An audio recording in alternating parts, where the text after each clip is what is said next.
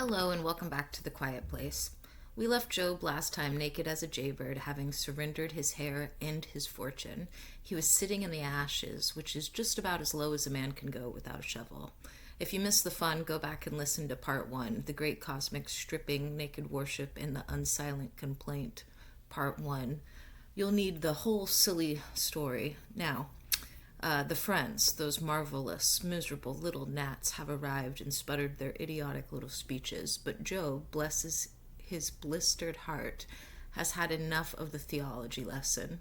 He's been pushed off the porch, covered in sludge, and he's ready to address the almighty architect directly. Job looks at the divine controller, the one who moved the Sabians in the fire, and realizes he's playing a cosmic wackadoodle game where the rules are entirely hidden. He knows one thing. He is righteous. He knows two things. His life has been destroyed. And here is where the dignity of the individual finally slams the door shut. He uses the breath, the one thing God still allows him to borrow, to refuse to cooperate. Listen to this glorious bit of defiance from chapter 27, verses 2 to 5. As God liveth, who hath taken away my judgment, and the Almighty, who hath vexed my soul? All the while my breath is in me, and the Spirit of God is in my nostrils.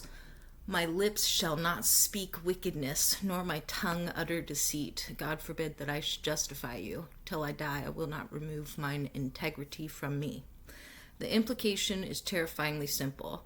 You allowed these horrible events, God. You vexed my soul. You control the breath in my very nose, but you will not get your justification. Job won't turn to evil because that would give God the easy, satisfying answer. See, he deserved it all along. The pain made him wicked. Job's integrity is his final non-negotiable asset. It's the one thing that the almighty architect couldn't liquidate. It's the ultimate no from a human being to the entire cosmic system. The book then pauses for a quick, odd, but utterly vital interlude. It's a poetic reminder of who exactly is playing chess against Job. We're suddenly pulled out of the mud and shown the blueprints. Job asks where wisdom is found, and the voice of the text answers in chapters 28, verse 27 to 28, telling us what God does. Then did he see it and declare it. He prepared it, and searched it out. And unto man he said, Behold, you need to fear the Lord, that is wisdom, and to depart from evil, that is understanding. Prepared it, searched it out. It means nothing, not a single miserable pimple on Job's skin, not a single Sabian arrow was a cosmic accident. God saw the beginning, the middle, and the end of the script before the curtain even rose. He prepared the entire wretched thing, and the only wisdom Job can extract from this revelation is fear the Lord.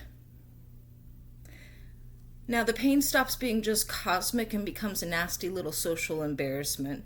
In chapter 30, the world hates Job. The friends, the fair weather followers, the neighbors, they look at the man in the ashes and they abhor him. Why? Because they know he's tainted. They see that God has allowed, instructed, and orchestrated against him, and they flee. Job says they spit in his face, that they mar my path, they set forward my calamity, and they have no helper. It's a magnificent, brutal condemnation of the human condition. When the hedge is gone, humanity runs screaming. The younger generation, those wretched little whippersnappers, rise up against me and push away my feet. But the key here is the loss of self, the ultimate stripping. Look at chapter 30, verse 21 to 23. Job says of God, Thou art cruel to me, thou opposeth thyself against me. Thou liftest me up to the wind, thou causest me to ride upon it, and dissolves my substance. Dissolves my substance, his identity, his essence, his Jobness, it's gone. It was not just his wealth that was taken, it was the entire framework that defined him. He is reduced to a man waiting for the only affliction left, death. And here's the crowning absurdity from chapter 30, verse 29. I am a brother to dragons and a companion to owls. Is this a biblical joke? Is Job saying his only remaining friends are fantastical beasts and nocturnal grumpy birds? Yes, I think so. I'm so alone that the only thing that will keep me company is mythological and miserable night creatures. Seems like a joke to me, right?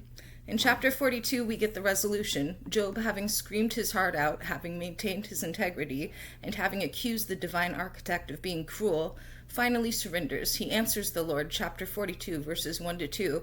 I know that thou canst do everything, and that no thought can be withholden from thee. It's a declaration of total, absolute, divine control. Job drops the rope. He leans not on his own understanding. He admits he was talking trash about things he didn't grasp. And what happens?